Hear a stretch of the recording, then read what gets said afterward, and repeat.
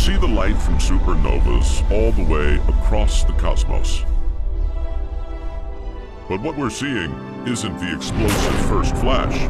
That's just the opening act before the main event.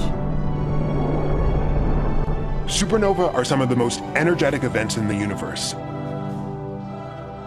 The galaxy has hundreds of billions of stars in it, and yet the death of this one star can outshine those 100 billions of stars. One of the interesting things about supernovas is that when the star explodes, it's not at its maximum brightness immediately. It takes days and weeks.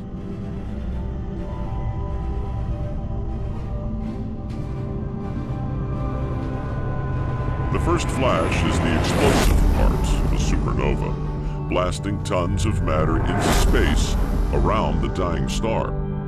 But it's this ejected debris that makes supernovas shine, often glowing brighter than the explosion itself. Heavy elements are formed inside the cores of massive stars, and even heavier elements are formed during the explosion event itself. As the star rips apart, temperatures and pressures are immense. The elements that once made up the layers of the star fuse together, creating heavier elements. Some of these are radioactive. The decay of these radioactive elements actually produces light that gives it more brightness over a longer period of time than it otherwise would have. This cloud of brightly shining matter can last for months and sometimes years.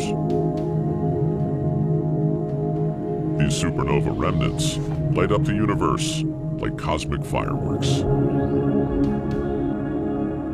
These are oftentimes beautiful, beautiful things in the night sky because you see remnants of everything that the supernova has generated in its explosion. But these are more than pretty light shows. They're crucial for the evolution of galaxies and solar systems. Necessary ingredients, things like sulfur, things like phosphorus, things like carbon and oxygen, and even the elements necessary to build a rocky planet like the Earth itself can only be formed inside of massive stars and can only be spread through supernova explosions.